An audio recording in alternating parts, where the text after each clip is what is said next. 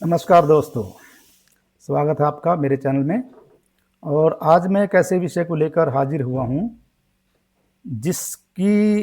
जिसको कभी न कभी हम सब ने फेस किया है। क्या है? संस्थानों में गुप्तचर संस्कृति। आज इसके ऊपर हम एक गहन विश्लेषण प्रस्तुत करेंगे। यह प्रस्तुति संस्थानों में गुप्तचर जो संस्कृति है उसके ऐतिहासिक, नैतिक और प्रबंधकीय पहलुओं का विस्तृत विश्लेषण करती है। हम देखेंगे कि कैसे सूचना आधारित नियंत्रण विश्वास का स्थान ले जाता है और इसके क्या दूरगामी परिणाम क्या निकलते हैं। इन सब के ऊपर हम आज गहन विश्लेषण करेंगे और आप इस जो विश्लेषण के दौरान आप मेरे साथ बने रहिए।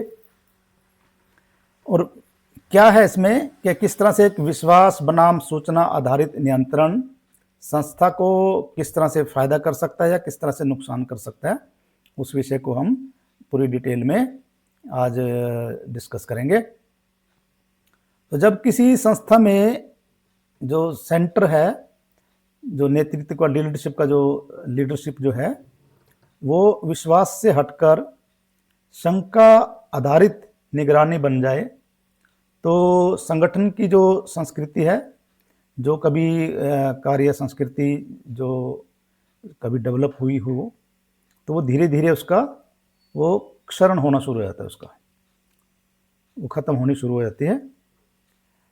और ये कब ख़त्म होता है? जब सूचना आधारित एक नीति की बजाय एक हथियार बन जाए। अब आपने कभी सोचा हो कि आपने कोई प्लान किया कि जल्दी से ऑफिस से आज जाना है और ये फिल्म देखनी है, ये इस तरह की सब बातें, और वो आपने आपके सामने एक विश्वस्त, आप जिसको समझते हो सामने बैठा हुआ है और उसके साथ डिस्कस कर ली बात कि भी इस तरह से आज मैं जल्दी जाऊंगा और ऐसे ऐसे क्या काम है। और तभी आपको 10 मिनट बाद पता चले कि बॉस ने बुलाया है और आज वो आपके आगे 4-5 फाइलें पेश कर देंगे, भाई आज ये काम ख़त्म होने से पहले आप नहीं जा सकते। तो ये जो एक टीम का मेंबर है वो जो आपके भी नज़दीक है और बॉस के भी नज़दीक है, तो इस तरह के जो बीच में जो इस तरह के लोग जो छोटे होते हैं, तो वो ये काम करते हैं कि हर एक घटना की, हर एक छोटी मोटी जानकारी की सूचना बॉस को देते रहेंगे। वैसे चलो ठीक भी है कि एक सेफ्टी के लिए ठीक है, बट इससे क्या होता है, टीम वर्क का जो माहौल है, जो टीम का माहौल है, वो खराब होना शुरू हो जाता है। तो यहाँ पे विश्वास खत्म हो गया है ना कि इस फला आदमी के सामने ऐसी बात नहीं करनी, उसके सामने ऐसी बात नहीं करनी। हो सकता है कोई ऐसा संयोग भी रहा हो कि बुला लिया हो, पर स्टिल ये हो सकता है कि इस तरह की सूचना वहाँ भिजवाई गई हो या दी गई हो। एनीवेज, तो विश्वास आधारित नेतृत्व और शंका आधारित नेतृत्व में या शंका आधारित निगरानी में क्या है, उसके ऊपर हम डिस्कस करेंगे। तो विश्वास आधारित नेतृत्व क्या काम करेगा? कर्मचारियों के बीच खुलेपन और आपसी सम्मान को बढ़ावा देगा। हम फ्री होके अपनी बात रख सकते हैं, अदरवाइज तो हम डरे रहेंगे, हम बात ही नहीं कह पाएंगे अगर विश्वास आधारित लीडरशिप ना हो। शंका आधारित निगरानी क्या करेगी कि भी सतत आपका जो एक तरह से अवलोकन होता रहेगा, आपके ऊपर नज़र रखी जाएगी और गुप्त सूचनाओं पे निर्भरता यहाँ पे बढ़ जाती है।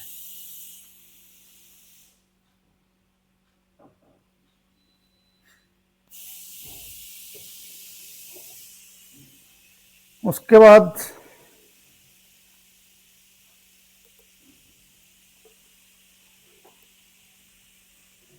हम बात करें कुछ, हम इस तरह की कुछ जो आपकी हिस्ट्री में कुछ क्या इस तरह की बातें हुई हैं, उनको भी हम डिस्कस करके देख लेते हैं।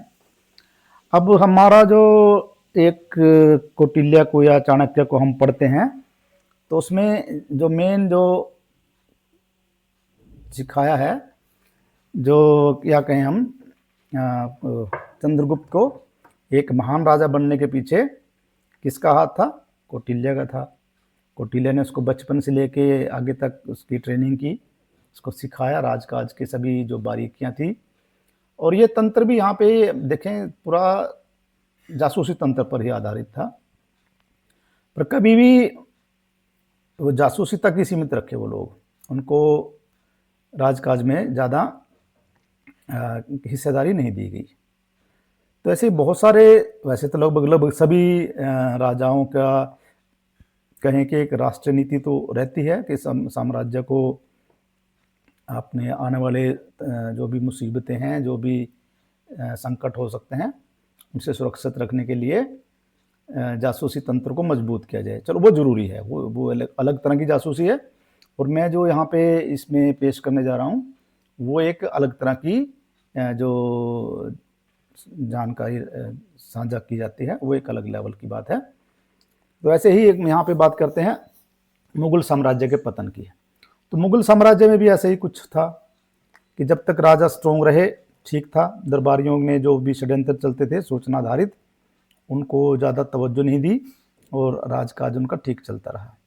औरंगजेब के बाद आने वाले जो मुगल, लेटर मुगल थे, बहुत कमज़ोर थे और राजा कमज़ोर थे और वो दरबारियों के हाथों की कठपुतली बनकर रह गए। जैसा वो कहते थे उसको वो सत्य मान लेते थे और अंततः ये एक बड़ा जो स्ट्रॉन्ग राज्य हुआ करता था, स्ट्रॉन्ग जो बादशाह थी, वो ख़त्म हो गई है। जिस में भी इस तरह की जो राजा कमज़ोर थे, कान के कच्चे थे, वो सीधे सीधे बिना फैक्चुअल चेक किए उन्होंने अपने मित्रों को भी शत्रु मान लिया। तो या इस तरह के दृष्टांत बहुत सारे हैं, हमारे देश में नहीं, विदेशों में भी सभी जगह किस तरह के एग्जाम्पल रहे हैं और रहेंगे भी। इसको कभी हम ख़त्म नहीं कर सकते और ना ये ख़त्म हो सकते। महत्वाकांक्षी लोग सब जगह भरे पड़े हैं।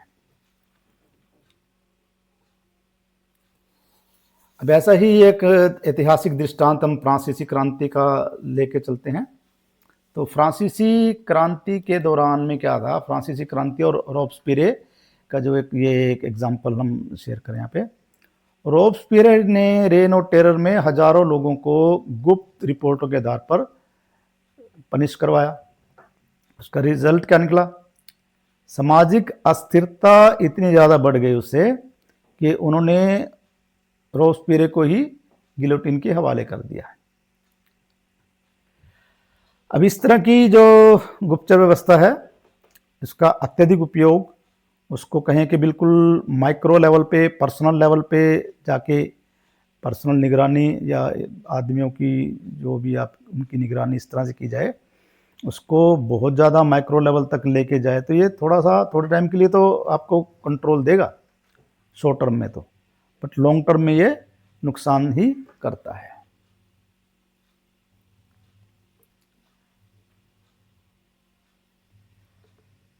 और ऐसा ही आधुनिक कॉर्पोरेट जगत में भी गुप्त निगरानी जो कल्चर है वो डेवलप हो रहा है। कोई आज नहीं डेवलप हुआ है, जब से कॉर्पोरेट जगत चला है तब से है।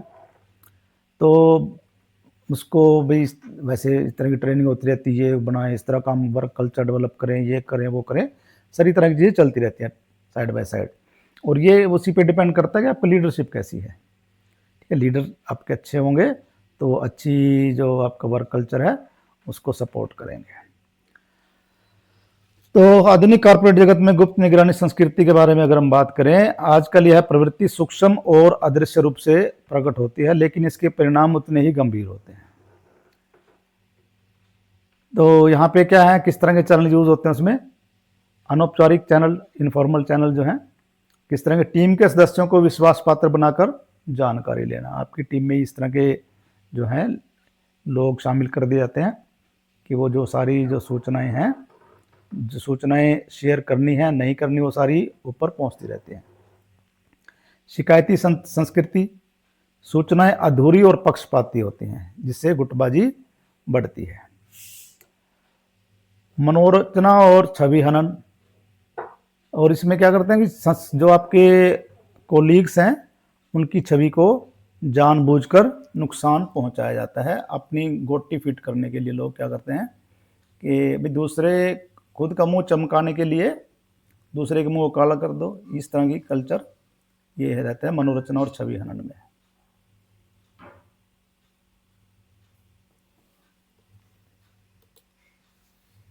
अभी निष्का जो आपकी निगरानी संस्कृति के क्या गंभीर परिणाम हो सकते हैं, उस पर हम बात कर लें।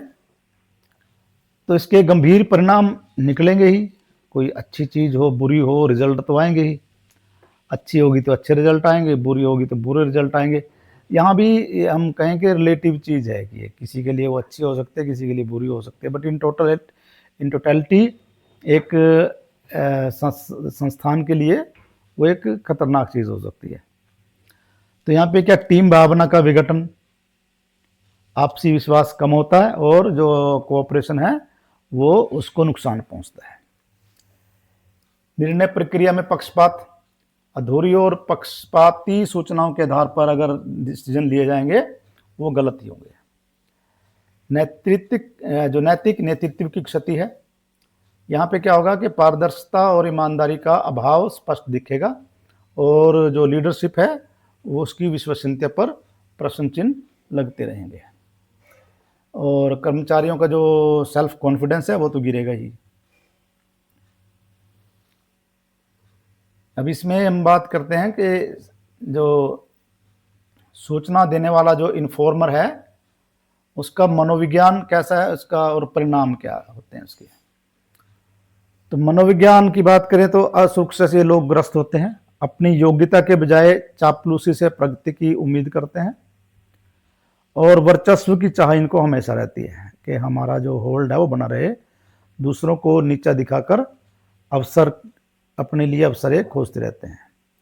परिणाम क्या होंगे भाई, विश्वास की हानि होगी, टीम द्वारा उसको अलग थलग कर दिया जाएगा, मतलब उस पर ज़्यादा उसके सामने बात नहीं करेंगे ऐसा। पेशेवर विश्वास अवरुद्ध होगा, इससे जो प्रोफेशनल डेवलपमेंट है वो रुक जाता है, स्थायी उत्तरदायित्वों के लिए अयोग्य हो जाता है बंदे, और मानसिक संतुलन पर असर, और ये लोग इनका जो मेंटल लेवल है जो क्या के जो मानसिक संतुलन है वो डिस्टर्ब रहेगा, क्योंकि दोनों डबल एजेंट का काम करते हैं ना, दोहरी भूमिका निभाते हैं। तो इसमें कहीं ना कहीं तो आत्मा जागती ही है और आत्म संवेदना का क्षरण हो जाता है इससे। अब यहाँ पे बात करें कि जो आपका सूचना प्राप्त करने वाला जो रिसीवर है, वरिष्ठ अधिकारी, वो उसका दृष्टिकोण ही जो तय करेगा कि गुप्त सूचना का प्रयोग वो तो या तो क्रिएटिव करे या डिस्ट्रक्टिव तरीके से करे। तो ये आपका जो है मैक्सिमम जो है आपका लीडरशिप पे ही डिपेंड करेगा। अगर उसका सुधारवादी दृष्टिकोण होगा तो क्या करेगा, तो सूचना को सत्यापन फैक्ट चेक करके लेगा उसको और उसे सुधार के लिए प्रयोग करते हैं। जो भी फीडबैक मिल रही है, एक तरह सूचना का फीडबैक लेने का तरीका है ये। तो अगर उसको किसी ने कहा भी ये काम गलत हो रहा है, इसको ऐसे होना चाहिए, अगर कोई क्रिएटिव पर्सन होगा, सुधारवादी दृष्टिकोण वाला होगा, तो उसको जो आपका क्रिटिसिज्म है उसको क्रिएटिव वे से लेगा और उसमें सुधार के लिए कोशिश करेगा। अब यहाँ पे हम एक एग्जांपल लेते हैं, जैसे सत्य नडेला जी का, जो माइक्रोसॉफ्ट के सीईओ हैं, तो उन्होंने संवाद और जो पारदर्शिता को प्राथमिकता देकर संगठन को पुनर्जीवित किया। ठीक है। तो दूसरा है सत्ता केंद्रित दृष्टिकोण। यदि अधिकारी इस जानकारी का उपयोग दमन, पक्षपात और वर्चस्व के लिए करते हैं तो वो खुद अपने बनाए भ्रमजाल का शिकार बन जाते हैं, अपने ही जाल में खुद फंस जाते हैं। और यहाँ पे एग्जाम्पल बहुत सारे होते हैं, पर एक गलत के डिस्कस करने का, नेगेटिव चीज़ को डिस्कस करने का कुछ ज़्यादा फ़ायदा मेरे को नहीं लगता। ठीक है, एंडलेस हैं, बहुत सारी चीज़ें ऐसी डिस्कस हो सकती हैं। इसके लिए क्या है, रणनीतिक समाधान और सुझाव क्या हो सकते हैं, जरूरी है ना हम अच्छे की तरफ बढ़ें। तो रणनीतिक समाधान और सुझाव क्या हो सकते हैं, गुप्तचर संस्कृति के नकारात्मक प्रभावों को दूर करने के लिए ठोस रणनीति बनाई जानी चाहिए। क्या है, क्या कमियां हैं जिनको हम दूर कर सकते हैं। जैसे भरोसे की कमी, तो भरोसे की कमी ना हो इसके लिए हम क्या करें, संचार संवाद की संस्कृति को बढ़ावा दें, कम्युनिकेशन जो है इसको हम बढ़ावा दें, बातचीत होती रहे। गुप्त सूचना का पक्षपाती उपयोग, तो ये कभी ना हो गुप्त सूचना का पक्षपाती उपयोग, जो डाटा है, जो भी सूचना मिली है उसका फैक्चुअल वैलिडेशन जरूर करें। और योग्य व्यक्तियों का बहिष्कार हो जाता है जब गलत सूचना मिलती है और लीडर उन सूचनाओं पे एक्ट करे।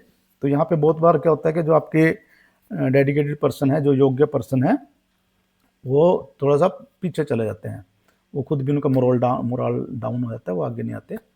तो उसमें क्या है, तो यहाँ पे अच्छे से चेक करें कि जो सही काम कर रहे हैं वास्तविक प्रदर्शन आधारित मूल्यांकन किया जाए, क्या उसका जो परफॉर्मेंस बेस्ड इवैल्यूएशन किया जाए, ना कि जो हमारा जो एक जो नहीं वो शोले फिल्म का हरिराम जो है उनको तवज्जो न दे के, उनको भी तवज्जो उतनी दी जाए बट उनको इग्नोर न किया जाए जो काम कर रहे हैं। सूचना देने वालों का प्रभाव, इनके प्रभाव में आने की बजाय लीडरशिप को टीम आधारित निर्णय प्रणाली को ही विकसित करना चाहिए।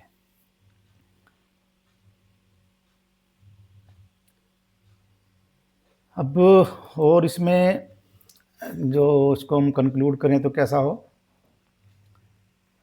नेतृत्व नैतिकता और संस्थानिक स्वास्थ्य के लिए एक जो आदर्श लीडरशिप नेतृत्व वही होता है जो आलोचना को व्यक्तिगत ना लेकर आपके जो इंस्टीट्यूट है उसके सुधार के लिए समझे, सुधार के लिए काम करे। गुप्तचर नहीं, सहभागिता, यही संस्था की असली आंख और कान होने चाहिए। यह एक स्थायी और सफल संस्थान की नींव है जहां विश्वास, पारदर्शिता और नैतिक मूल्य सर्वोपरि होते हैं। तो अगर आपको इस तरह की और वीडियो देखनी है तो आप इस वीडियो को लाइक करें, चैनल को सब्सक्राइब करें और hit the bell icon to have information for my next video on the channel.